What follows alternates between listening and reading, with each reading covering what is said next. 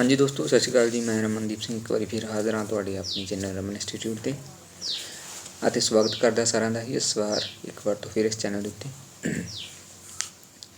ਸੋ ਅੱਜ ਦੀ ਇਸ ਵੀਡੀਓ ਦੇ ਵਿੱਚ ਅਸੀਂ 6th ਕਲਾਸ ਜਿਹੜੇ ਪੰਜਾਬ ਬੋਰਡ ਦੀ ਹੈਗੀ ਆ ਉਸ ਦੇ ਸੋਸ਼ਲ ਸਟੱਡੀ ਦਾ ਚੈਪਟਰ ਫਸਟ ਜਿਓਗ੍ਰਾਫੀ ਦਾ ਜਿਹੜਾ ਹੈ ਐਜ਼ ਏ ਮੈਂਬਰ ਅਰਥ as a member of solar system ਬਾਰੇ ਡਿਸਕਸ ਕਰਾਂਗੇ ਔਰ ਡਿਟੇਲ ਦੇ ਵਿੱਚ ਪੜ੍ਹਾਂਗੇ ਕਿ ਇਸ ਚੈਪਟਰ ਦੇ ਵਿੱਚ ਕੀ ਕੁਛ ਆਉਂਦਾ ਹੈਗਾ ਗਾ, ਉਸ ਬਾਰੇ ਅਸੀਂ ਡਿਸਕਸ ਕਰਾਂਗੇ।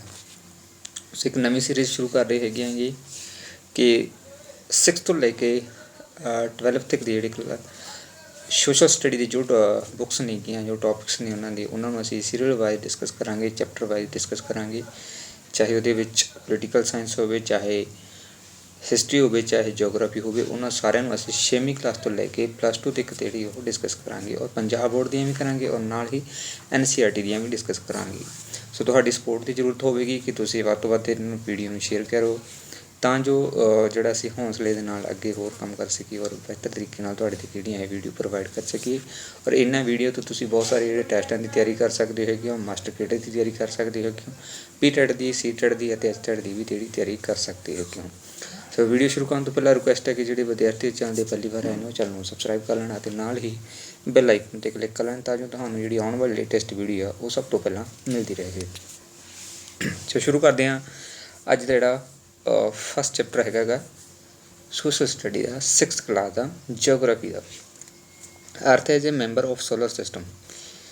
ਸੋ ਇਸ ਚੈਪਟਰ ਦੇ ਵਿੱਚ ਅਸੀਂ ਗੱਲ ਕਰਾਂਗੇ ਕਿ ਜਿਹੜੀ ਅਰਥ ਹੈਗੀ ਉਹ ਸੋਲਰ ਸਿਸਟਮ ਦੇ ਵਿੱਚ ਜਿਹੜਾ ਸੂਰਜੀ ਪਰਿਵਾਰ ਕਹਾਉਂਦਾ ਹੈਗਾ ਗਾ ਉਸ ਦੇ ਵਿੱਚ ਉਹ ਮੈਂਬਰ ਦੇ ਤੌਰ 'ਤੇ ਕਿਵੇਂ ਕੰਮ ਕਰ ਰਹੀ ਹੈ, ਉਹਦੇ ਵਿੱਚ ਕੀ ਕੁਛ ਹੈਗਾ ਗਾ, ਕਿਹੜੀਆਂ ਚੀਜ਼ਾਂ ਜਿਹੜੀਆਂ ਸਾਡੇ ਸੋਲਰ ਸਿਸਟਮ ਦੇ ਵਿੱਚ ਪਾਈਆਂ ਜਾਂਦੀਆਂ ਨੇ, ਕਿਹੜੀਆਂ ਯੂਨੀਵਰਸ ਦੇ ਵਿੱਚ ਪਾਈਆਂ ਜਾਂਦੀਆਂ ਨੇ, ਕੀ ਕੁਛ ਹੁੰਦਾ ਹੈ, ਉਹ ਸਾਰੇ ਦਾ ਸਾਰਾ ਅਸੀਂ ਇਸ ਵਿੱਚ ਡਿਸਕਸ ਕਰਾਂਗੇ। ਔਰ ਇਸ ਵੀਡੀਓ ਦੇ ਵਿੱਚ ਜਿਹੜੇ ਅਸੀਂ PPT ਬਣਾਈ ਗਈ ਹੈ ਉਹ ਇੰਗਲਿਸ਼ ਦੇ ਵਿੱਚ ਹੈ। ਜੇਕਰ ਕਿਸੇ ਨੂੰ ਕੋਈ ਪ੍ਰੋਬਲਮ ਹੈ ਇੰਗਲਿਸ਼ ਦੇ ਵਿੱਚ ਤਾਂ ਉਹ ਕਮੈਂਟ ਦੇ ਥਰੂ ਦੱਸ ਦੇਵੇ, ਅਸੀਂ ਪੰਜਾਬੀ ਦੇ ਵਿੱਚ ਵੀ ਉਸ ਨੂੰ ਬਣਾ ਲਵਾਂਗੇ। ਬਟ ਮੈਂ ਸੋਚਦਾ ਹਾਂ ਕਿ ਇੰਗਲਿਸ਼ ਦੇ ਵਿੱਚ ਬੈਟਰ ਰਹੇਗੀ, ਸਭ ਨੂੰ ਪਤਾ ਲੱਗ ਜਾਵੇਗਾ, ਐਡੀ ਕੋਈ ਗੱਲ ਨਹੀਂ ਹੈਗੀ, ਤਕਰੀਬਨ ਸਭ ਹੀ ਅੰਡਰਸਟੈਂਡ ਕਰ ਲੈਣਗੇ। ਸੋ ਸ਼ੁਰੂਆਤ ਦੇ ਵਿੱਚ ਗੱਲ ਕਰਦੇ ਹੈਗੇ ਕਿ ਅਸੀਂ ਸ਼ਾਮ ਨੂੰ ਹਰ ਰੋਜ਼ ਤਕਰੀਬਨ ਸਾਫ਼ ਆਕਾਸ਼ ਦੇ ਵਿੱਚ ਬਹੁਤ ਸਾਰੀਆਂ ਚੀਜ਼ਾਂ ਜਿਹੜੀਆਂ ਦੇਖਦੇ ਹਾਂ। ਸਟਾਰਸ ਹੋ ਜਾਂਦੇ ਨੇ, ਤਾਰੇ ਹੋ ਜਾਂਦੇ ਨੇਗੇ, ਚੰਦ ਹੋ ਜਾਂਦਾ ਹੈਗਾ ਗਾ, ਹੋਰ ਬਹੁਤ ਸਾਰੀਆਂ ਜਿਹੜੀਆਂ ਅਸੀਂ ਚੀਜ਼ਾਂ ਅੰਧੇਰੇ ਦੇ ਵਿੱਚ ਦੇਖਦੇ ਹਾਂ, ਛੋਟੇ ਤਾਰੇ, ਚਮਕਦੇ ਤਾਰੇ, ਇੱਕ ਪਲੈਨਟਸ ਵੀ ਅਸੀਂ ਜਿਹੜੇ ਦੇਖਦੇ ਹੈਗੇ ਹਾਂ। ਔਰ ਦਿਨ ਦੇ ਵਿੱਚ ਸਾਨੂੰ ਜਿਹੜਾ ਸਿਰਫ ਸੂਰਜ ਹੀ ਦਿਖਾਈ ਦਿੰਦਾ ਹੈਗਾ ਗਾ।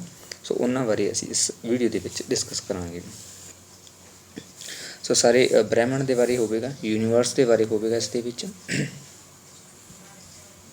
ਸੋ ਫਸਟ ਪਹਿਲਾਂ ਗੱਲ ਕਰਦੇ ਹਾਂ ਇਸ ਦੇ ਵਿੱਚ ਯੂਨੀਵਰਸ ਕੀ ਹੁੰਦਾ ਹੈਗਾ ਗਾ। ਯੂਨੀਵਰਸ ਮੀਨਿੰਗ ਬ੍ਰਹਿਮੰਡ। Universe, the sun, the planets, the earth, the moon and small and big stars, dust, gases and extra। ਸੋ ਇਹ ਸਾਰੇ ਕੀ ਹੈਗੇ, ਇਹ ਯੂਨੀਵਰਸ ਦੇ ਵਿੱਚ ਸ਼ਾਮਲ ਆਉਂਦੇ ਨੇਗੇ, ਆਲ ਪ੍ਰੈਜ਼ੈਂਟ ਇਨ ਦਾ ਯੂਨੀਵਰਸ। ਜਿਸ ਤਰ੍ਹਾਂ ਕਿ ਸੂਰਜ ਹੋ ਗਿਆ, ਗ੍ਰਹਿ ਹੋ ਗਏ ਨੇਗੇ, ਧਰਤੀ ਹੋ ਗਈ, ਚੰਦ ਹੋ ਗਿਆ, ਛੋਟੇ ਅਤੇ ਵੱਡੇ ਜਿਹੜੇ ਤਾਰੇ ਆ ਜਾਂਦੇ ਹੈਗੇ ਕਿ ਧੂੜ ਕਣ ਹੋ ਗਿਆ, ਗੈਸਸ ਹੋ ਗਈਆਂ, ਇਹ ਸਾਰਿਆਂ ਤੋਂ ਮਿਲ ਕੇ ਜਿਹੜਾ ਸਾਡਾ ਬ੍ਰਹਿਮੰਡ ਯੂਨੀਵਰਸ ਜਿਹੜਾ ਉਹ ਬਣਿਆ ਹੋਇਆ ਹੈਗਾ। Universe is so large that you can't imagine. ਤੁਸੀਂ ਇਸ ਬਾਰੇ ਜਿਹੜਾ ਕਦੇ ਵੀ ਇਮੇਜਿਨ ਨਹੀਂ ਕਰ ਸਕਦੇ ਕਿ ਯੂਨੀਵਰਸ ਕਿਹੜਾ ਹੈ, ਬਹੁਤ ਵਿਸਤਾਰ ਦੇ ਵਿੱਚ ਜਿਹੜਾ ਫੈਲਿਆ ਹੋਇਆ ਹੈਗਾ ਗਾ। ਸੋ ਜੇ ਗੱਲ ਕਰੀਏ ਯੂਨੀਵਰਸ ਦੀ ਤਾਂ ਯੂਨੀਵਰਸ ਦੇ ਵਿੱਚ ਸਾਡੀ ਜਿੱਥੇ ਅਸੀਂ ਰਹਿੰਦੇ ਹੈਗੇ ਹਾਂ ਉਹਦੇ ਵਿੱਚ ਆ ਜਾਂਦਾ ਹੈ ਮਿਲਕੀ ਵੇ, ਯਾਨੀ ਕਿ ਪੂਰੇ ਬ੍ਰਹਿਮੰਡ ਦੇ ਵਿੱਚ ਇੱਕ ਮਿਲਕੀ ਵੇ ਹੈ।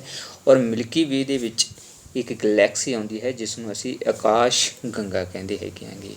ਔਰ ਆਕਾਸ਼ ਗੰਗਾ ਦੇ ਵਿੱਚ ਜਿਹੜਾ ਅੱਗੇ ਸੋਲਰ ਸਿਸਟਮ ਆਉਂਦਾ ਹੈ ਜਿਹਨੂੰ ਅਸੀਂ ਸੂਰਜੀ ਪਰਿਵਾਰ ਕਹਿੰਦੇ ਹੈਗੇ ਹਾਂ। ਔਰ ਸੋਲਰ ਸਿਸਟਮ ਦੇ ਵਿੱਚ ਸੂਰਜੀ ਪਰਿਵਾਰ ਦੇ ਵਿੱਚ ਜਿਹੜਾ ਕੁਛ ਆਉਂਦਾ ਹੈ ਉਹਦੇ ਵਿੱਚ ਪਲੈਨਟਸ ਆ ਜਾਂਦੇ ਹੈ, ਸੈਟਲਾਈਟਸ ਆ ਜਾਂਦੇ ਹੈਗੇ ਨੇ, ਐਸਟਰੋਇਡਸ ਆ ਜਾਂਦੇ ਹੈਗੇ ਨੇ, ਕੋਮੈਂਟਸ ਆ ਜਾਂਦੇ ਹੈਗੇ ਨੇ ਕਿ ਮੈਟਰੋਸ ਐਂਡ ਮੈਟਰੋਇਡਸ ਆ ਜਾਂਦੇ ਹੈਗੇ ਨੇ। ਸੋ ਇਹਨਾਂ ਬਾਰੇ ਅਸੀਂ ਅਗਲੇ ਨੈਕਸਟ ਪਾਰਟ ਦੇ ਵਿੱਚ ਪੂਰੇ ਡਿਟੇਲ ਦੇ ਨਾਲ ਡਿਸਕਸ ਕਰਾਂਗੇ।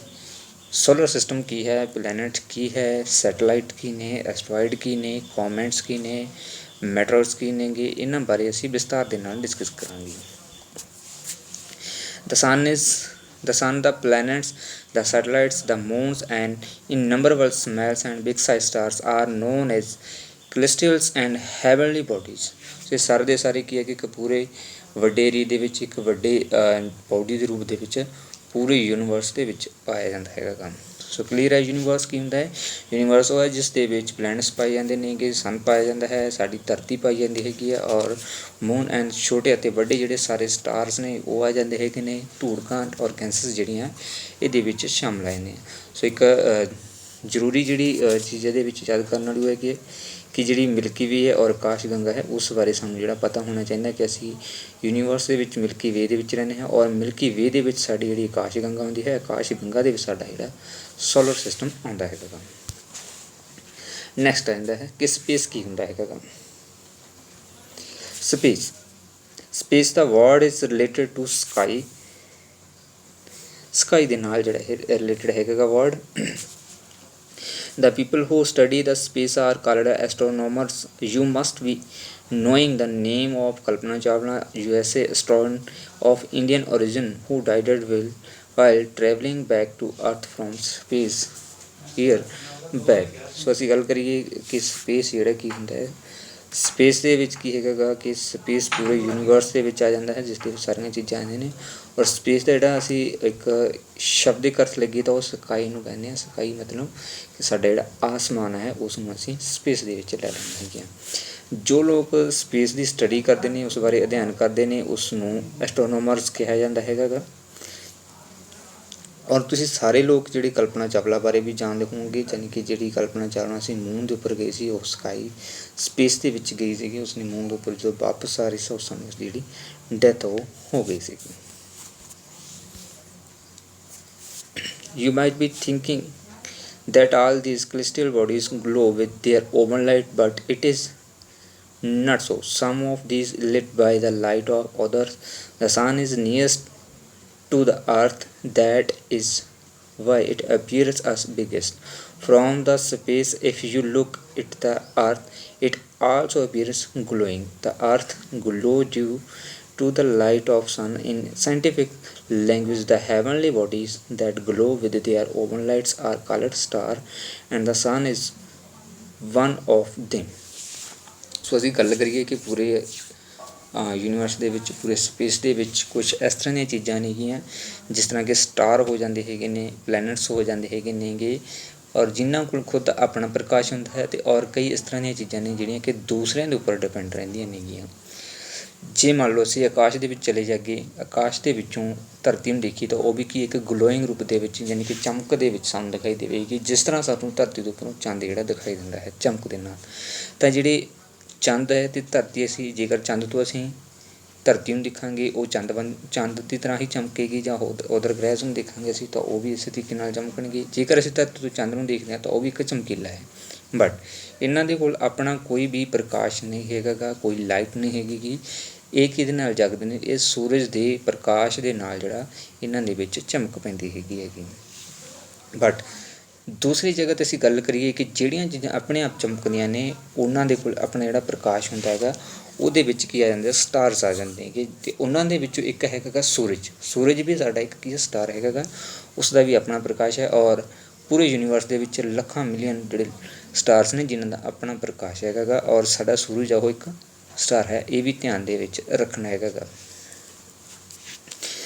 After closely observing the sky full of stars at night, you will find many forms made by stars in the sky looking like animal or humans. ਜਦੋਂ ਅਸੀਂ ਕਿਤੇ ਅਸਮਾਨ ਦੇ ਵਿੱਚ ਦੇਖਦੇ ਹਾਂ ਤਾਂ ਸਾਨੂੰ ਬਹੁਤ ਸਾਰੀਆਂ ਜਿਹੜੀਆਂ ਫੋਰਮਸ ਦੇਖਣ ਨੂੰ ਮਿਲਦੀਆਂ ਨੇਗੀਆਂ, ਸ਼ਕਲਾਂ ਜਿਸ ਨਾਲ ਅਸੀਂ ਕਹਿ ਸਕਦੇ ਹਾਂ ਕਿ ਸਾਨੂੰ ਜਿਸ ਤਰ੍ਹਾਂ ਐਨੀਮਲਸ ਦੀਆਂ ਬਹੁਤ ਸਾਰੀਆਂ ਸ਼ਕਲਾਂ ਦਿਖਦੀਆਂ ਨੇ, ਹਿਊਮਨ ਦੇ ਅਸੀਂ ਹਾਈਪੋਥੇਸਿਸ ਕਰ ਸਕਦੇ ਹਾਂ ਕਿ ਸਾਨੂੰ ਸਾਫ਼ ਜਿਹੜਾ ਇੱਕ ਨਜ਼ਰ ਹੁੰਦਾ ਹੈਗਾ, ਕਿਤੇ ਵੀ ਕੋਈ ਤੀਰ ਦਾ ਸਾਨੂੰ ਨਿਸ਼ਾਨ ਸ਼ੋ ਹੋ ਜਾਂਦਾ ਹੈਗਾ ਸਟਾਰ ਦੇ ਥਰੂ, ਜਾਂ ਕਿਸੇ ਦੀ ਬੋਡੀ ਜਿਹੜੀ ਸਾਨੂੰ ਸ਼ੋ ਹੋ ਜਾਂਦੀ ਹੈਗੀ ਆ, ਉਹ ਅਸੀਂ ਹਾਈਪੋਥੇਸਿਸ ਮੰਨਦੇ ਹਾਂ, ਨਾ ਕਿ ਉਹ ਪਰਮਾਨੈਂਟ ਨਹੀਂ। ਆਕਾਸ਼ ਦੇ ਵਿੱਚ ਉਹਨਾਂ ਦੀ ਜਿਹੜੀ ਇੱਕ ਦਿੱਖ ਬਣ ਜਾਂਦੀ ਹੈਗੀ। Such groups of star called constellation forming various shapes. So ਬਹੁਤ ਸਾਰੀਆਂ ਜਿਹੜੀਆਂ ਸ਼ੇਪਸ ਬਣਾਈਆਂ ਜਾਂਦੀਆਂ ਨੇ ਕਿ ਉਹਨਾਂ ਨੂੰ ਕਨਸਟੇਲੇਸ਼ਨਸ ਕਿਹਾ ਜਾਂਦਾ ਹੈਗਾ। You will identify form like human beings and animals, ਔਰ ਇਹਨਾਂ ਦੇ ਵਿੱਚੋਂ ਇੱਕ ਮੁੱਖ ਜਿਹੜਾ ਹੈਗਾ Saptarishi It's one such constellation that has been observed since ancient time. It is a group of 7 stars which appears like a great beard. So Saptarishi ਜਿਹੜਾ उसके बारे तकरीबन ही सारे लोग ਜਿਹੜੇ ਜਾਣਦੇ ਨੇਗੇ, ਸਾਰਿਆਂ ਨੂੰ ਹੀ ਪਤਾ ਹੈਗਾ। ਤਾਂ ਜਿਹੜੀ ਸਪਤਰਿਸ਼ੀ ਹੈ ਉਹਦੇ ਵਿੱਚ ਇੱਕ 7 ਤਾਰਿਆਂ ਦਾ ਜਿਹੜਾ ਜੋੜ ਹੈਗਾ ਔਰ ਇਸ ਨੂੰ ਪੁਰਾਣੇ ਸਮੇਂ ਤੋਂ ਐਂਸ਼ੀਅੰਟ ਟਾਈਮ ਤੋਂ ਹੀ ਦੇਖਿਆ ਜਾ ਰਿਹਾ ਹੈਗਾ। ਇਸ ਨੂੰ ਇੱਕ ਇਸ ਤਰ੍ਹਾਂ ਲੱਗਦਾ ਹੈ ਜਿਸ ਤਰ੍ਹਾਂ ਕਿ ਗ੍ਰੇਟ ਬੀਅਰ ਹੋਵੇ। ਸੋ ਨੈਕਸਟ ਆ ਜਾਂਦਾ ਲਾਈਟ ਈਅਰ। ਸੋ ਲਾਈਟ ਈਅਰ ਕੀ ਹੁੰਦਾ ਹੈਗਾ? light travel 3 lakh kilometre in 1 second। ਸੋ ਜਿਹੜਾ ਲਾਈਟ ਟਰੈਵਲ ਹੁੰਦਾ ਉਸ ਦੇ ਵਿੱਚ ਜਿਹੜਾ 3 ਲੱਖ ਕਿਲੋਮੀਟਰ ਆ ਉਹ 1 ਸੈਕਿੰਡ ਦੇ ਵਿੱਚ ਜਿਹੜਾ ਪਾਰ ਕੀਤਾ ਜਾਂਦਾ ਹੈ। the distance travel in a year by a ray of light or on the speed of a ray is called light year। ਸੋ ਜਦੋਂ ਅਸੀਂ ਧਰਤੀ ਤੋਂ ਦੂਸਰੇ ਗ੍ਰਹਿ ਦੇ ਉੱਪਰ ਜਾਂਦੇ ਹਾਂ ਜਾਂ ਕਿਸੇ ਹੋਰ ਜਗ੍ਹਾ ਦੇ ਉੱਪਰ ਜਾਂਦੇ ਹਾਂ ਆਕਾਸ਼ ਦੇ ਵਿੱਚ, ਯੂਨੀਵਰਸ ਦੇ ਵਿੱਚ, ਉਸ ਦਾ ਜਿਹੜਾ ਟਰੈਵਲ ਕਰਨ ਦਾ ਜਿਹੜਾ ਸਮਾਂ ਹੈਗਾ ਗਾ, ਉਸਦੀ ਰੇ ਹੈ ਜਿਹੜੀ ਰੌਸ਼ਨੀ ਹੈ ਜਿਹੜੀ, ਉਸਨੂੰ ਪ੍ਰਕਾਸ਼ ਕਹਿ ਦਿੰਦੇ ਹਾਂ। ਉਸਨੂੰ ਜਦੋਂ ਪਾਰ ਕਰਦੇ ਹਾਂ, ਜਿਹੜੀ ਸਪੀਡ ਦੇ ਨਾਲ ਪਾਰ ਕਰਦੇ ਹਾਂ ਉਸ ਨੂੰ ਅਸੀਂ ਲਾਈਟ ਈਅਰ ਕਹਿ ਦਿੰਦੇ ਹੈਗੇ ਹਾਂ। ਔਰ ਲਾਈਟ ਈਅਰ ਦੇ ਵਿੱਚ ਜਿਹੜਾ 3 ਲੱਖ ਕਿਲੋਮੀਟਰ ਜਿਹੜਾ ਹੁੰਦਾ ਉਹ 1 ਸੈਕਿੰਡ ਦੇ ਵਿੱਚ ਹੁੰਦਾ ਹੈਗਾ ਲਾਈਟ ਈਅਰ ਦੇ ਵਿੱਚ। ਯੂ ਕੈਨ ਜੱਜ from definition of light year how far the stars are from the earth. Some stars are so far that their light reaches in the earth in million of year, while the light of sun reaches the earth within 8 minute। ਸੋ ਜੇ ਗੱਲ ਕਰੀਏ ਅਸੀਂ ਤਾਂ ਬਹੁਤ ਸਾਰੇ stars ਨੇਗੇ ਜਿਨ੍ਹਾਂ ਦਾ ਜਿਹੜਾ ਪ੍ਰਕਾਸ਼ ਉਹ ਮਿਲੀਅਨ ਈਅਰ ਕਿਲੋਮੀਟਰ ਦੂਰ ਹੈਗਾ ਗਾ, ਉਹਦਾ ਪ੍ਰਕਾਸ਼ ਆਉਣ 'ਤੇ ਬਹੁਤ ਸਾਰਾ ਜਿਹੜਾ ਸਮਾਂ ਲੱਗਦਾ ਹੈ ਧਰਤੀ 'ਤੇ। ਬਟ ਜੇ ਗੱਲ ਕਰੀਏ ਅਸੀਂ ਸਨ ਦੀ, ਸੂਰਜ ਦੀ ਗੱਲ ਕਰੀਏ, ਸਾਡੀ ਧਰਤੀ ਦੇ ਉੱਪਰ ਜਿਹੜਾ ਪ੍ਰਕਾਸ਼ ਉਸਦਾ ਪਹੁੰਚਦਾ ਹੈ ਉਹ 8 ਮਿੰਟਾਂ ਦੇ ਵਿੱਚ ਜਿਹੜਾ ਇੱਥੇ ਸਾਡੇ ਧਰਤੀ ਦੇ ਉੱਪਰ ਉਸਦਾ ਜਿਹੜਾ ਪ੍ਰਕਾਸ਼ ਪਹੁੰਚਦਾ ਹੈਗਾ। ਹੁਣ ਤੁਸੀਂ ਉਸ ਨੂੰ ਜਿਹੜਾ ਕਨਕਲੂਡ ਕਰ ਸਕਦੇ ਹੋ ਕਿ 1 ਸੈਕਿੰਡ ਦੇ ਵਿੱਚ 3 ਲੱਖ ਕਿਲੋਮੀਟਰ ਹੁੰਦਾ ਹੈ ਤਾਂ ਪੂਰੇ 8 ਮਿੰਟਾਂ ਦੇ ਵਿੱਚ ਜਿਹੜਾ ਉਹ ਕਿੰਨਾ ਕਿਲੋਮੀਟਰ ਬਣ ਜਾਵੇਗਾ। ਨੈਕਸਟ ਹੈ solar system. Solar system, although in comparison to stars the sun appears very close to the earth and its distance is measured in kilometers, even then the distance between the sun and the earth is 15 crore kilometers. Scientists have located constellations that are 200 crore light year away from the earth। ਸੋ ਅਸੀਂ ਜੇ distance ਦੀ ਗੱਲ ਕਰੀਏ ਸਨ ਤੋਂ ਧਰਤੀ ਦਾ, ਯਾਨੀ ਕਿ ਸੂਰਜ ਤੋਂ ਧਰਤੀ ਦੀ ਗੱਲ ਕਰੀਏ ਤਾਂ ਇਹ ਪੂਰਾ 15 ਕਰੋੜ ਕਿਲੋਮੀਟਰ ਹੈ। ਬਟ ਜੇਕਰ ਅਸੀਂ ਇਹਨੂੰ ਵਿਗਿਆਨਿਕ ਭਾਸ਼ਾ ਦੇ ਵਿੱਚ ਨਿਚੋੜ ਕੱਢੀਏ ਕਿ ਕਿੰਨੇ ਕਿਲੋਮੀਟਰ ਹੈ ਤਾਂ ਇਹ 200 ਕਰੋੜ ਲਾਈਟ ਈਅਰ ਦੂਰ ਪੈ ਜਾਂਦਾ ਹੈ ਧਰਤੀ ਤੋਂ। ਔਰ ਕਿਲੋਮੀਟਰ ਦੀ ਗੱਲ ਕਰੀਏ ਤਾਂ ਅਸੀਂ 15 ਕਰੋੜ ਜਿਹੜਾ ਕਿਲੋਮੀਟਰ ਉਹ ਪੈ ਜਾਂਦਾ ਹੈਗਾ ਦੂਰ ਧਰਤੀ ਤੋਂ। Such constellation are called galaxy.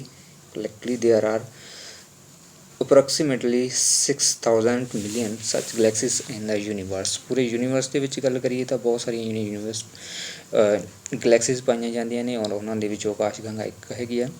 ਨਾਲ ਹੀ ਜਿਹੜੇ ਪੂਰੇ ਵਿਸ਼ਵ ਦੀ ਗੱਲ ਕਰੀਏ, ਪੂਰੇ ਯੂਨੀਵਰਸ ਦੀ ਗੱਲ ਕਰੀਏ ਤਾਂ ਉਹਦੇ ਵਿੱਚ 6000 ਮਿਲੀਅਨ ਗਲੈਕਸੀਜ਼ ਜਿਹੜੀਆਂ ਪਾਈਆਂ ਜਾਂਦੀਆਂ ਨੇ। Approximately 100 billion stars are there in 1 galaxy. So ਇੱਕ ਗਲੈਕਸੀ ਦੇ ਵਿੱਚ 100 ਬਿਲੀਅਨ ਜਿਹੜੇ ਤਾਰੇ ਆ ਉਹ ਪਾਏ ਜਾਂਦੇ ਨੇ। From this you can imagine how many stars are in their all। A part of galaxy that contain a million star and planets is known as Akash Ganga or Milky Way। A part of Milky Way that consists of 8 planets and sun is called solar system। ਸੋ ਪੂਰੇ ਵਿਸ਼ਵ ਦੇ, ਪੂਰੇ universe ਦੇ ਵਿੱਚ ਕਿੰਨਾ ਕੁਛ ਜਿਹੜਾ ਪਾਇਆ ਜਾਂਦਾ ਹੈ, ਕਿੰਨੇ ਸਟਾਰ, ਕਿੰਨੇ ਹੀ ਪਲੈਨਟਸ ਪਾਏ ਜਾਂਦੇ ਨੇ। ਔਰ ਜਦੋਂ ਅਸੀਂ ਆਕਾਸ਼ ਗੰਗਾ ਦੀ ਗੱਲ ਕਰਦੇ ਹਾਂ ਤਾਂ ਇਸ ਦੇ ਵਿੱਚ ਮਿਲਕੀ ਵੇ ਦੀ ਗੱਲ ਕਰਦੇ ਹਾਂ ਤਾਂ ਇਸ ਦੇ ਵਿੱਚ ਜਿਹੜੇ 8 ਪਲੈਨਟਸ ਪਾਏ ਜਾਂਦੇ ਨੇ ਔਰ ਇੱਕ ਸੂਰਜ ਜਿਹੜਾ ਪਾਇਆ ਜਾਂਦਾ ਹੈ। ਇਹਨਾਂ 8 ਗ੍ਰਹਿਾਂ ਅਤੇ ਇੱਕ ਸੂਰਜ ਨੂੰ ਮਿਲਾ ਕੇ ਅਸੀਂ ਜਿਹੜਾ ਸੂਰਜੀ ਪਰਿਵਾਰ ਜਾਂ ਸੋਲਰ ਸਿਸਟਮ ਦੇ ਨਾਮ ਨਾਲ ਜਾਣਦੇ ਹੈਗੇ ਹਾਂ। ਨੈਕਸਟ ਆਉਂਦਾ ਕਿ ਪਲੈਨਟ ਕੀ ਹੁੰਦੇ ਨੇ। Let's us study the solar system. ਇਹ ਅਸੀਂ ਪੜ੍ਹ ਲਿੱਤਾ ਹੈਗਾ। First of all we study what is planet. So planets ਕੀ ਹੁੰਦੇ ਹੈਗੇ ਨੇ। The word planets in Greek language means all the moving things. So planet ਦਾ ਕਈ ਵਾਰ ਮੀਨਿੰਗ ਪੁੱਛ ਲਿਆ ਜਾਂਦਾ ਹੈ। ਕਈ ਸਾਰੇ ਜਿਹੜੇ ਕੰਪੀਟੀਸ਼ਨ ਵਾਲੇ ਐਗਜ਼ਾਮ ਹੁੰਦੇ ਨੇ ਕਿ ਪਲੈਨਟ ਦਾ ਮੀਨਿੰਗ ਕੀ ਹੈਗਾ। ਕਿਹੜੀ ਭਾਸ਼ਾ ਤੋਂ ਇਹ ਲਿਆ ਗਿਆ ਹੈ? ਤਾਂ ਗ੍ਰੀਕ ਭਾਸ਼ਾ ਦੇ ਵਿੱਚੋਂ ਇਹ ਸ਼ਬਦ ਜਿਹੜਾ ਉਹ ਲਿਆ ਗਿਆ ਹੈਗਾ ਗਾ।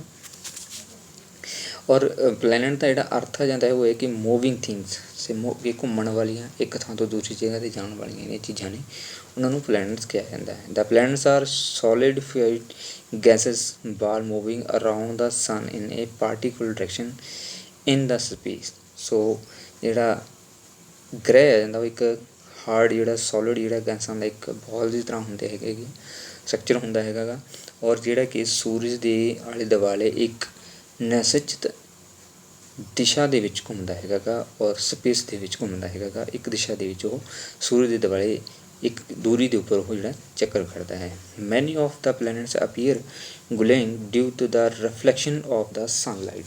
ਸੋ ਬਹੁਤ ਸਾਰੇ ਜਿਹੜੇ ਪਲੈਨਟਸ ਨੇ ਜਿਹੜੇ ਕਿ ਸੂਰਜ ਦੇ ਪ੍ਰਕਾਸ਼ ਦੇ ਨਾਲ ਚਮਕਦੇ ਨੇ, ਔਰ ਅਰਥ ਦੇ ਉੱਪਰ ਅਸੀਂ ਉਸਨੂੰ ਪੂਰੇ ਵਧੀਆ ਤਰੀਕੇ ਨਾਲ ਜਿਹੜਾ ਦੇਖ ਸਕਦੇ ਹਾਂ। ਲਾਈਕ ਜੂਪੀਟਰ ਹੋ ਗਿਆ, ਸੈਟਰਨ ਹੋ ਗਿਆ, ਔਰ ਬਹੁਤ ਸਾਰੇ ਜਿਹੜੇ ਗ੍ਰਹਿ ਨੇ ਜਿਹਨਾਂ ਨੂੰ ਅਸੀਂ ਦੇਖ ਸਕਦੇ ਹਾਂ ਨੰਗੀ ਅੱਖ ਦੇ ਨਾਲ। In our solar system there are 8 planets. Sun is the creator of this planet. So ਗੱਲ ਕਰੀਏ ਪੂਰੇ ਸੋਲਰ ਸਿਸਟਮ ਦੀ ਤਾਂ ਇਹਦੇ ਵਿੱਚ 8 ਪਲੈਨਟ ਨੇ, ਔਰ ਇਹਨਾਂ ਸਾਰਿਆਂ ਦਾ ਜਿਹੜਾ ਜਨਮਦਾਤਾ ਉਹ ਸੂਰਜ ਹੈਗਾ ਗਾ। These planets are named after the name of Greek gods and goddess. They vary in there size. ਸੋ ਜਿੰਨੇ ਵੀ ਜਿਹੜੇ ਗ੍ਰਹਿ ਨੇਗੇ 8 ਨੇਗੇ, ਪਹਿਲੇ 9 ਸੀ, ਉਸ ਨੂੰ ਇੱਕ ਨੂੰ ਅਸੀਂ ਕੱਟ ਦਿੱਤਾ ਹੈ, ਬਟ ਹੁਣ ਇਸ ਟਾਈਮ ਸਾਡੇ ਕੋਲ ਪ੍ਰੈਜ਼ੈਂਟ ਟਾਈਮ ਦੇ ਵਿੱਚ 8 ਗ੍ਰਹਿ ਨੇਗੇ। ਔਰ ਇਹਨਾਂ 8 ਗ੍ਰਹਿਆਂ ਦੇ ਜਿਹੜੇ ਨਾਮ ਨੇ ਉਹ ਗ੍ਰੀਕ ਦੇ ਜਿਹੜੇ ਦੇਵਤੇ ਸੀ ਉਹਨਾਂ ਦੇ ਨਾਮ ਦੇ ਉੱਪਰ ਰੱਖਿਆ ਗਿਆ ਸੀ ਉਹਨਾਂ ਦਾ ਨਾਮ। ਨੈਕਸਟ ਆ ਜਾਂਦਾ ਕਿ ਕਿਹੜੇ ਕਿਹੜੇ ਗ੍ਰਹਿ ਨੇਗੇ, ਕਿੰਨੇ ਕਿਲੋਮੀਟਰ ਦੂਰ ਨੇਗੇ, ਡਿਸਟੈਂਸ ਕਿੰਨਾ ਹੈ ਉਹਨਾਂ ਦਾ ਸੂਰਜ ਤੋਂ, ਔਰ ਕਿੰਨੇ ਉਹਨਾਂ ਦੇ ਜਿਹੜੇ ਸੈਟਲਾਈਟ ਨੇ। ਫਸਟ ਆ ਜਾਂਦਾ ਹੈਗਾ ਗਾ ਮਰਕਰੀ। ਸੋ ਮਰਕਰੀ ਜਿਹੜਾ ਹੈਗਾ ਗਾ ਉਸਦਾ ਜਿਹੜਾ ਡਾਇਆਮੀਟਰ ਆ ਜਾਂਦਾ ਉਹ 4878 ਕਿਲੋਮੀਟਰ ਆ ਜਾਂਦਾ ਹੈਗਾ ਗਾ। Distance from sun in kilometre million, ਕਿ ਜਿਹੜਾ ਸੂਰਜ ਤੋਂ ਜਿਹੜਾ ਇਸਦਾ ਡਿਸਟੈਂਸ ਆ ਜਾਂਦਾ ਉਹ 58 ਮਿਲੀਅਨ ਕਿਲੋਮੀਟਰ ਆ ਜਾਂਦਾ ਹੈਗਾ ਗਾ। ਔਰ ਨੰਬਰ ਆਫ ਸੈਟਲਾਈਟ ਇਹਨਾਂ ਦੀ ਕੋਈ ਨਹੀਂ ਹੈਗੀ ਗੀ, 0 ਹੈ। ਅੱਗੇ ਆਉਂਦਾ ਵਿਨਸ।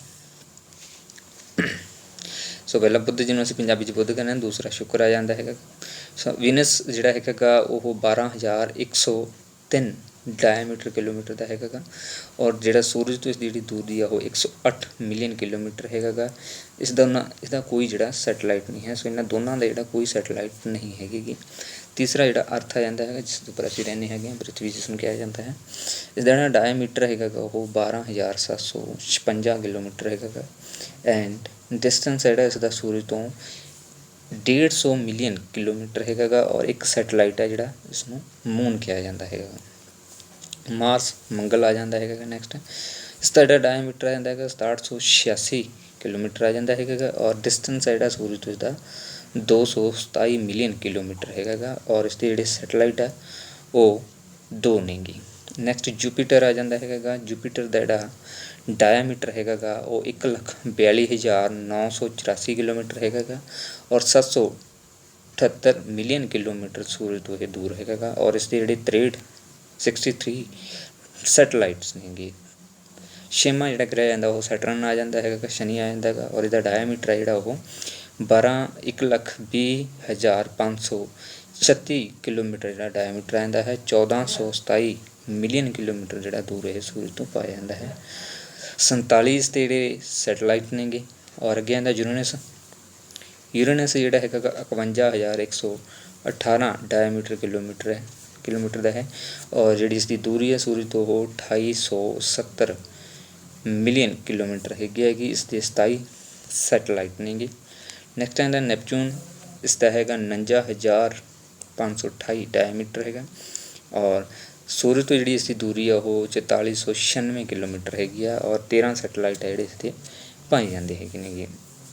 ਸੋ ਡਾਇਆਮੀਟਰ ਦੇ ਅਕੋਰਡਿੰਗ ਗੱਲ ਕਰੀਏ ਤਾਂ ਸਭ ਤੋਂ ਜਿਹੜਾ ਵੱਡਾ ਜਿਹੜਾ ਗ੍ਰਹਿ ਹੈ ਉਹ ਜੂਪੀਟਰ ਹੈ, ਔਰ ਉਸ ਤੋਂ ਬਾਅਦ ਜਿਹੜਾ ਸਾਡੇ ਕੋਲ ਸੈਟਰਨ ਆ ਜਾਂਦਾ ਹੈਗਾ ਗਾ, ਔਰ ਸਭ ਤੋਂ ਛੋਟਾ ਜਿਹੜਾ ਹੈਗਾ ਗਾ ਉਹ ਮਰਕਰੀ ਆ ਜਾਂਦਾ ਹੈ ਡਾਇਆਮੀਟਰ ਦੇ ਅਕੋਰਡਿੰਗ। ਦੂਰੀ ਦੀ ਗੱਲ ਕਰੀਏ ਤਾਂ ਮਰਕਰੀ ਸਭ ਤੋਂ ਨੇੜੇ ਹੈਗਾ ਗਾ, ਔਰ ਸਭ ਤੋਂ ਦੂਰ ਜਿਹੜਾ ਨੈਪਚੂਨ ਆ ਜਾਂਦਾ ਹੈਗਾ ਗਾ। ਸੈਟਲਾਈਟਸ ਦੀ ਗੱਲ ਕਰੀਏ ਤਾਂ ਮਰਕਰੀ ਐਂਡ ਵਿਨਸ ਨੇ, ਇਹਨਾਂ ਦਾ ਕੋਈ ਜਿਹੜਾ ਉਪਗ੍ਰਹਿ ਨਹੀਂ ਹੈ, ਯਾਨੀ ਕਿ ਸੈਟਲਾਈਟ ਨਹੀਂ ਹੈਗਾ ਗਾ, ਔਰ ਸਭ ਤੋਂ ਜ਼ਿਆਦਾ ਜਿਹੜੇ ਸੈਟਲਾਈਟ ਪਾਏ ਜਾਂਦੇ ਨੇਗੇ ਉਹ ਜੂਪੀਟਰ ਦੇ ਨੇਗੇ 63। ਸੋ ਨੈਕਸਟ ਆਸ ਕਰਦਾ ਕਿ ਸਮਝ ਲੱਗ ਗਈ ਹੋਵੇਗੀ। ਨੈਕਸਟ ਆਉਂਦਾ ਕਿ ਡਾਇਆਮੀਟਰ ਕੀ ਹੁੰਦਾ ਹੈਗਾ। ਅਸੀਂ ਪਿੱਛੇ ਗੱਲ ਕੀਤੀ ਹੈ ਕਿ ਡਾਇਆਮੀਟਰ ਇੰਨੇ ਕਿਲੋਮੀਟਰ ਡਾਇਆਮੀਟਰ ਇੰਨਾ। ਸੋ ਇਹ ਕੀ ਹੁੰਦਾ ਹੈਗਾ। ਡਾਇਆਮੀਟਰ ਇਹ line draw in the centre of a circle through the point on the circle in opposite direction. So ਇਸ ਪੁਆਇੰਟ 'ਤੇ ਹੈ। ਸੋ ਇਸ ਨੂੰ ਇੱਕ ਸਾਈਡ ਆ ਜਾਂਦੀ ਹੈ ਔਰ ਇੱਕ ਦੂਸਰੀ ਆ ਜਾਂਦੀ ਹੈ, ਜਿਸ ਨੂੰ ਮਿਲਾ ਕੇ ਕੀ ਹੋ ਜਾਂਦਾ ਹੈ, ਸਾਡਾ ਜਿਹੜਾ ਡਾਇਆਮੀਟਰ ਬਣ ਜਾਂਦਾ ਹੈ। ਇੱਕ ਸਿਰੇ ਤੋਂ ਦੂਸਰੇ ਸਿਰੇ ਦੀ ਜਿਹੜੀ ਦੂਰੀ ਕਿੰਨੀ ਆ ਜਾਂਦੀ ਹੈਗੀ ਆ, ਉਸ ਨੂੰ ਅਸੀਂ ਡਾਇਆਮੀਟਰ ਕਹਿ ਦਿੰਦੇ ਹੈਗੇ ਆ। ਇੱਕ ਉਸੇ ਦੇ ਓਪੋਜ਼ਿਟ ਹੀ ਇੱਕ ਜਿਹੜੀ ਲਾਈਨ ਹੋਰ ਡਰਾ ਕੀਤੀ ਜਾਂਦੀ ਹੈ, ਜਿੰਨੇ ਕਿਲੋਮੀਟਰ ਦੀ ਹੋਵੇ ਉਨੇ ਹੀ ਕਿਲੋਮੀਟਰ ਦੀ ਉਹ ਹੋਵੇਗੀ, ਉਸ ਨੂੰ ਅਸੀਂ ਡਾਇਆਮੀਟਰ ਕਿਹਾ ਜਾਂਦਾ ਹੈਗਾ। From the table given above you easily make out of the Jupiter is largest planet ਹੈਗਾ, ਸਭ ਤੋਂ ਵੱਡਾ ਹੈਗਾ ਜੂਪੀਟਰ। ਔਰ Saturn come next than on the. So next ਆਉਂਦਾ ਸੈਟਰਨ, ਇਸ ਤੋਂ ਜਿਹੜਾ ਹੈਗਾ ਛੋਟਾ, ਔਰ ਇਸ ਤੋਂ ਛੋਟਾ ਜਿਹੜਾ ਥਰਡ ਜਿਹੜਾ ਆ ਜਾਂਦਾ ਹੈਗਾ ਐਂਡ ਫੋਰਥ ਰੈਂਕਸ ਦੇ ਉੱਪਰ ਯੂਰੇਨਸ ਜਿਹੜਾ ਤੀਸਰੇ ਸਥਾਨ ਦੇ ਉੱਪਰ ਆਉਂਦਾ, ਨੈਪਚੂਨ ਜਿਹੜਾ ਉਹ ਚੌਥੇ ਸਥਾਨ ਦੇ ਉੱਪਰ ਆਉਂਦਾ। ਔਰ ਅਵਰ ਅਰਥ ਕਮਸ ਇਨ 5th ਪੋਜੀਸ਼ਨ। ਸੋ ਇਹ ਬਹੁਤ ਵਾਰ ਕੁਐਸਚਨ ਆ ਜਾਂਦਾ ਹੈ ਕਿ ਸਾਡੀ ਅਰਥ ਜਿਹੜੀ ਉਹ ਸਾਈਜ਼ ਦੇ ਅਕੋਰਡਿੰਗ ਕਿੰਨੇ ਨੰਬਰ ਪੋਜੀਸ਼ਨ 'ਤੇ ਆਉਂਦੀ ਹੈ, ਤਾਂ 5th ਨੰਬਰ ਪੋਜੀਸ਼ਨ ਦੇ ਉੱਪਰ, 5ਵੇਂ ਨੰਬਰ ਦੇ ਉੱਪਰ ਸਾਡੀ ਅਰਥ ਜਿਹੜੀ ਆ ਜਾਂਦੀ ਹੈ। ਪਲੇਟੋ ਵਾਜ਼ ਨੋਨ ਟੂ ਦਾ ਸਮੈਲੈਸਟ ਪਲੈਨਟ। ਸਭ ਤੋਂ ਛੋਟਾ ਜਿਹੜਾ ਪਲੇਟੋ ਆ ਜਾਂਦਾ ਹੈਗਾ। Scientists believe that it has been disappeared। ਸੋ ਜਿਹੜੇ ਵਿਗਿਆਨੀ ਨੇ ਉਹ ਸਮਝਦੇ ਨੇ ਕਿ ਜਿਹੜਾ ਇਹ ਗ੍ਰਹਿ ਹੈ ਉਹ ਸਭ ਤੋਂ ਜ਼ਿਆਦਾ ਛੋਟਾ ਸੀਗਾ, ਔਰ ਨਾਲ ਹੀ ਇਹ ਜਿਹੜਾ ਅੱਜ ਡਿਸਅਪੀਅਰ ਹੋ ਚੁੱਕਿਆ ਹੈਗਾ। ਨੈਕਸਟ ਆਉਂਦਾ planets do not have their own light and heats। all these planets get light and heat from the sun। ਸੋ ਜਿਹੜੇ ਗ੍ਰਹਿ ਨੇਗੇ ਉਹਨਾਂ ਦਾ ਆਪਣਾ ਕੋਈ ਪ੍ਰਕਾਸ਼ ਨਹੀਂ ਹੁੰਦਾ, ਆਪਣੀ ਕੋਈ ਉਹਨਾਂ ਦੀ ਗਰਮੀ ਨਹੀਂ ਹੁੰਦੀ ਹੈਗੀ, ਉਹ ਸਾਰੇ ਦੇ ਸਾਰਾ ਕੀ ਹੈਗਾ ਗਰਮੀ ਐਂਡ ਲਾਈਟ ਜਿਹੜੀ ਪ੍ਰਾਪਤ ਕਰਦੇ ਨੇ ਸੂਰਜ ਤੋਂ। The sun is very large and hot but is so far heat cannot be felt due to it is long distance from the earth। earth is approximately 150 million यानी 15 crore kilometre away from the sun। 1 million is of 10 lakhs। ਜੇ ਗੱਲ ਕਰੀਏ ਕਿ ਸੂਰਜ ਜਿਹੜਾ ਉਹ ਬਹੁਤ ਵੱਡਾ ਹੈਗਾ, ਬਹੁਤ ਜ਼ਿਆਦਾ ਗਰਮੀ ਉਸ ਦੇ ਵਿੱਚ ਹੈਗੀ ਆ, ਬਟ ਅਸੀਂ ਉਸ ਨੂੰ ਜਿਹੜਾ ਫੀਲ ਨਹੀਂ ਕਰ ਪਾ ਰਹੇ ਹੈਗੇ, ਕਿ ਸਾਨੂੰ ਨਹੀਂ ਪਤਾ ਲੱਗ ਰਿਹਾ ਕਿ ਇੰਨੀ ਗਰਮੀ ਹੈਗੀ ਆ। ਹਾਲਾਂਕਿ ਸਾਨੂੰ ਗਰਮੀ ਬਹੁਤ ਲੱਗਦੀ ਹੈ ਮੀਨਜ਼, ਬਟ ਅਸੀਂ ਉਹਨੂੰ ਉਨੀ ਗਰਮੀ ਜਿਹੜੀ ਮਹਿਸੂਸ ਨਹੀਂ ਕਰ ਸਕਦੇ ਜਿੰਨੀ ਉਸ ਦੇ ਵਿੱਚ ਪਾਈ ਜਾਂਦੀ ਹੈਗੀ ਆ। ਸੋ ਇਹਦਾ ਕਾਰਨ ਇਹ ਹੈ ਕਿ ਜਿਹੜਾ ਸੂਰਜ ਹੈਗਾ ਉਹ ਧਰਤੀ ਤੋਂ ਬਹੁਤ ਦੂਰ ਪਾਇਆ ਜਾਂਦਾ ਹੈ। 150 ਮਿਲੀਅਨ ਯਾਨੀ ਕਿ 15 ਕਰੋੜ ਕਿਲੋਮੀਟਰ ਦੂਰ ਪਾਇਆ ਜਾਂਦਾ ਹੈ, ਔਰ 1 ਮਿਲੀਅਨ ਦੇ ਵਿੱਚ 10 ਲੱਖ ਜਿਹੜੇ ਕਿਲੋਮੀਟਰ ਪਾਏ ਜਾਂਦੇ ਨੇਗੇ। ਸੋ ਇਹ ਇੱਕ ਡਾਇਗਰਾਮ ਹੈ ਸੋਲਰ ਸਿਸਟਮ ਦੀ। ਸਭ ਤੋਂ ਪਹਿਲੇ ਮਰਕਰੀ ਆ ਜਾਂਦਾ ਹੈਗਾ, ਵਿਨਸ ਆ ਜਾਂਦਾ ਹੈਗਾ, ਅਰਥ ਤੀਸਰੇ ਨੰਬਰ 'ਤੇ ਆ ਜਾਂਦੀ ਹੈ, ਮਾਰਸ ਆ ਜਾਂਦਾ ਹੈਗਾ, ਜੂਪੀਟਰ ਹੋ ਜਾਂਦਾ ਹੈ, ਸੈਟਰਨ ਹੋ ਜਾਂਦਾ ਹੈਗਾ, ਯੂਰੇਨਸ ਹੋ ਗਿਆ, ਨੈਪਚੂਨ ਹੋ ਗਿਆ, ਔਰ ਪਲੇਟੋ ਜਿਹੜਾ ਕਿ ਖਤਮ ਹੋ ਚੁੱਕਿਆ ਹੈ। You may think where did the sun come from? Scientific believe that sun is made out of the moving gases clouds which is called nebulas। ਸੋ ਇੱਕ ਗੱਲ ਕਰੀਏ ਅਸੀਂ ਸੋਚੀਏ ਦਿਮਾਗ ਦੇ ਵਿੱਚ ਕਿ ਇੰਨਾ ਕੁਛ ਜਿਹੜਾ ਬਣਿਆ ਹੈ ਉਹ ਕਿੱਥੋਂ ਆਇਆ ਹੈਗਾ, ਕਿਸ ਸਥਾਨ ਦੇ ਉੱਪਰੋਂ ਆਇਆ ਹੈਗਾ, ਤਾਂ ਉਸ ਦੀ ਜੇਕਰ ਅਸੀਂ ਗੱਲ ਕਰੀਏ ਕਿ ਸੂਰਜ ਦਾ ਜਿਹੜਾ ਨਿਰਮਾਣ ਉਹ ਕਿਸ ਤਰੀਕੇ ਨਾਲ ਹੋਇਆ ਹੈ। ਸਾਇੰਟੀਫਿਕ ਦੀ ਅਸੀਂ ਗੱਲ ਕਰੀਏ, ਸਟੱਡੀ ਕਰੀਏ ਕਿ ਸੂਰਜ ਦਾ ਨਿਰਮਾਣ ਕਿਸ ਤਰੀਕੇ ਨਾਲ ਹੋਇਆ, ਤਾਂ ਅਸੀਂ ਉਸਨੂੰ ਇੱਕ ਤਰੀਕੇ ਨਾਲ ਕਹਿ ਕੇ ਜਿਹੜੀਆਂ ਗੈਸਾਂ ਨੇ ਉਹ ਮੂਵ ਕਰੀਆਂ ਨੇਗੀਆਂ, ਬੱਦਲਾਂ ਦੇ ਰੂਪ ਵਿੱਚ ਆਸ ਦੇ ਵਿੱਚ ਘੁੰਮਦੀਆਂ ਰਹੀਆਂ ਨੇ, ਔਰ ਇਸ ਤੋਂ ਹੀ ਜਿਹੜਾ ਸੂਰਜ ਦਾ ਨਿਰਮਾਣ ਹੋਇਆ। ਇਸੇ ਚੀਜ਼ ਨੂੰ, ਇਸੇ ਘਟਨਾ ਨੂੰ ਅਸੀਂ ਨੈਬੂਲਾ ਦੇ ਨਾਮ ਨਾਲ ਜਾਣਦੇ ਹਾਂ ਕਿ ਸੂਰਜ ਜਿਹੜਾ ਬਣਨ ਦੀ ਇੱਕ ਪ੍ਰਕਿਰਿਆ ਹੋਈ ਆ, ਕਲਾਊਡਸ ਨੇ ਜਿਹੜੇ ਘੁੰਮ ਘੁੰਮ ਕੇ ਇੱਕ ਦੂਸਰੇ ਦੇ ਨਾਲ ਮਿਲਦੇ ਰਹੇ ਨੇ, ਅਤੇ ਔਰ ਇੱਕ ਅੱਗ ਦਾ ਜਿਹੜਾ ਗੋਲੇ ਦਾ ਉਹ ਨਿਰਮਾਣ ਹੋ ਗਿਆ, ਨੈਬੂਲਾ ਜਿਹੜੀ ਘਟਨਾ ਸੀ। Rest of the planets are also supposed to be made of this gaseous cloud। they are supposed to exist due to gravitation। these gases and dusty clouds have been moving around for millions of years। the sun, due to its large size, controlled their movement। this force is called force of gravitation। ਸੋ ਜੀ ਗੱਲ ਕਰੀਏ ਕਿ ਜਿਹੜਾ gravitation ਦੇ ਨਾਲ ਜਿਹੜੇ ਬਾਕੀ ਬੱਦਲ ਸੀਗੇ ਜਾਂ ਛੋਟੇ ਛੋਟੇ ਐਸਟਰੋਨਾਈਟ ਸੀਗੇ ਉਹ ਇਕੱਠੇ ਹੁੰਦੇ ਰਹੇ, ਉਹਨਾਂ ਦੇ ਇਕੱਠੇ ਹੋਣ ਦੇ ਨਾਲ ਕੀ ਹੈਗਾ ਗਾ ਸੂਰਜ ਦਾ ਨਿਰਮਾਣ ਹੋਇਆ ਇੱਕ ਸਰਕਲ ਦੇ ਵਿੱਚ, ਔਰ ਉਸ ਦੇ ਨਾਲ ਹੀ ਜਿਹੜੇ ਬੱਦਲ ਜਾਂ ਡਸਟ ਜਾਂ ਗੈਸਿਸ ਰਹਿ ਗਈਆਂ ਸੀ ਉਹ ਬਾਅਦ ਦੇ ਵਿੱਚ ਦੂਸਰੇ ਗ੍ਰੈਵੀਟੇਸ਼ਨ ਦੇ ਨਾਲ ਉਸਦੇ ਆਸ-ਪਾਸ ਘੁੰਮਦੇ ਰਹੇ, ਔਰ ਉਹਨਾਂ ਦੇ ਘੁੰਮਣ ਦੇ ਨਾਲ ਇਕੱਠੇ ਹੁੰਦੇ ਰਹੇ ਹੌਲੀ ਹੌਲੀ, ਔਰ ਹੌਲੀ ਹੌਲੀ ਇਕੱਠੇ ਹੋ ਕੇ ਉਹ ਗ੍ਰਹਿਆਂ ਦਾ ਔਰ ਜਿਹੜੇ ਸਾਡੇ ਉਪਗ੍ਰਹਿ ਨੇ ਉਹਨਾਂ ਦਾ ਨਿਰਮਾਣ ਹੋਇਆ ਹੈਗਾ ਗਾ ਉਸ ਤੋਂ। ਸੋ ਜਿਹੜਾ ਸੂਰਜ ਹੈਗਾ ਉਸ ਦੇ ਵਿੱਚ ਜਿਹੜੀ ਗ੍ਰੈਵੀਟੇਸ਼ਨ ਪਾਈ ਜਾਂਦੀ ਹੈ, ਜਿਸ ਦੇ ਕਰਕੇ ਜਿਹੜੇ ਸਾਰੇ ਗ੍ਰਹਿ ਨੇ ਉਹ ਇੱਕ ਡਾਇਰੈਕਸ਼ਨ ਦੇ ਵਿੱਚ, ਇੱਕ ਦੂਰੀ ਦੇ ਵਿੱਚ ਕੰਮ ਕਰ ਰਹੇ ਨੇਗੇ, ਸੂਰਜ ਤੋਂ ਉਹ ਬਾਹਰ ਨਹੀਂ ਜਾ ਰਹੇ ਹੈਗੇ ਕਿ ਸੂਰਜ ਦੀ ਗ੍ਰੈਵੀਟੇਸ਼ਨ ਦੇ ਕਰਕੇ ਹੀ ਉਹ ਖੜੇ ਹੋਏ ਨੇਗੇ। ਜਿਸ ਤਰ੍ਹਾਂ ਅਸੀਂ ਧਰਤੀ ਦੇ ਉੱਪਰ ਖੜੇ ਟਿਕੇ ਹੋਏ ਹੈਗੇ, ਉੱਪਰ ਨਹੀਂ ਜਾ ਸਕਦੇ ਹੈਗੇ ਕਿ ਜਦੋਂ ਵੀ ਅਸੀਂ ਉੱਪਰ ਜਾਂਦੇ ਹਾਂ ਤਾਂ ਨੀਚੇ ਨੂੰ ਡਿੱਗ ਪੈਂਦੇ ਹਾਂ, ਉਹ ਵੀ ਇੱਕ ਗ੍ਰੈਵੀਟੇਸ਼ਨ ਲੈਣ ਕਾਰਨ ਆ ਜਾਂਦਾ ਹੈ। The sun, due to its large size, control their movement. This force is called force of gravitation. Have you seen a moving top? Similarly, they move in space. Every planet has its own path. This path is known as planetary path. So ये point note करने वाला है कि every planet has it is own path, ਕਿ ਉਹਨਾਂ ਦਾ ਆਪਣਾ ਇੱਕ ਰਾਹ ਹੈਗਾ ਕਿ ਉਸੇ ਰਾਹ ਦੇ ਰਾਹੀਂ ਗੁਜ਼ਰਦੇ ਹਨ, ਔਰ ਇਸੇ ਪਥ ਨੂੰ ਅਸੀਂ ਨਾਮ ਦਿੱਤਾ ਹੋਇਆ ਹੈ planetary path. They move at their own speed and that is why every planet takes its own time to complete its revolutions. ਸੋ ਜਿਹੜੇ planets ਨੇ ਉਹ ਆਪਣੀ ਸਪੀਡ ਦੇ ਨਾਲ ਘੁੰਮਦੇ ਨੇ ਔਰ ਇੱਕ ਟਾਈਮ ਦੇ ਵਿੱਚ ਉਹ ਇੱਕ ਆਪਣਾ ਪੂਰਾ ਜਿਹੜਾ ਸਰਕਲ ਆ ਉਹ ਸੂਰਜ ਦੇ ਦੁਆਲੇ ਪੂਰਾ ਕਰ ਲੈਂਦੇ ਹੈਗੇ ਨੇ।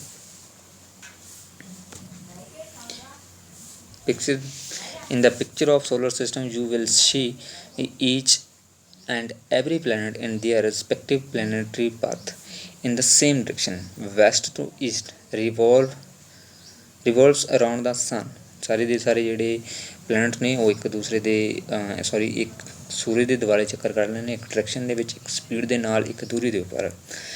ਫੋਰ ਐਗਜ਼ਾਮਪਲ ਜੇਕਰ ਅਸੀਂ ਗੱਲ ਕਰੀਏ ਸਾਡੀ ਧਰਤੀ ਦੀ 365 days to complete it is revolution around the sun. ਸੋ ਸਾਡੀ ਜਿਹੜੀ ਅਰਥ ਹੈਗੀ ਉਹ 365 1/4 ਦਿਨਾਂ ਦੇ ਵਿੱਚ ਆਪਣਾ ਜਿਹੜਾ ਸਰਕਲ ਆ ਉਹ ਸੂਰਜ ਦੇ ਦੁਆਲੇ ਪੂਰਾ ਕਰਦੀ ਹੈਗੀ। ਔਰ mercury which is the nearest planet, it complete the revolution in 88 days. So mercury ਜਿਹੜਾ ਬੁੱਧ ਗ੍ਰਹਿ ਹੈ ਉਹ ਸਭ ਤੋਂ ਨੇੜੇ ਹੈ ਤਾਂ ਸੂਰਜ ਦੇ, ਇਸੇ ਕਰਕੇ ਉਹ ਜਿਹੜਾ ਆਪਣਾ ਸਰਕਲ ਹੈਗਾ ਸੂਰਜ ਦੇ ਦੁਆਲੇ ਉਹ 88 ਦਿਨਾਂ ਦੇ ਵਿੱਚ ਪੂਰਾ ਕਰ ਲੈਂਦਾ ਹੈ। ਧਰਤੀ 365 1/4 ਦਿਨਾਂ ਦੇ ਵਿੱਚ ਪੂਰਾ ਕਰਦੀ ਹੈ। Pluto is the farthest planet in that complete its cycle in 248 years. So Pluto ਜਿਹੜਾ ਉਹ ਸਭ ਤੋਂ ਦੂਰ ਵਾਲਾ ਜਿਹੜਾ ਗ੍ਰਹਿ ਪੈਂਦਾ ਹੈ ਔਰ ਆਪਣਾ ਉਹ ਸਰਕਲ ਸੂਰਜ ਦੇ ਦੁਆਲੇ 248 ਸਾਲਾਂ ਦੇ ਵਿੱਚ ਪੂਰਾ ਕਰਦਾ ਹੈ। It is also considered by scientists but planet Pluto has disappeared. but ਹੁਣ present time ਦੇ ਵਿੱਚ ਜਿਹੜਾ ਪਲੂਟੋ ਹੈਗਾ ਉਹ ਕੀ ਹੈਗਾ, ਗੁੰਮ ਹੋ ਚੁੱਕਿਆ ਹੈ, disappear ਹੋ ਚੁੱਕਿਆ ਹੈਗਾ। Previously Earth was considered to be center of the solar and accordingly the sun revolves around the earth. The scientists like Copernicus and Galileo have criticized this concept. According to them the sun is the center of solar system and the earth along with other planets revolve around the sun.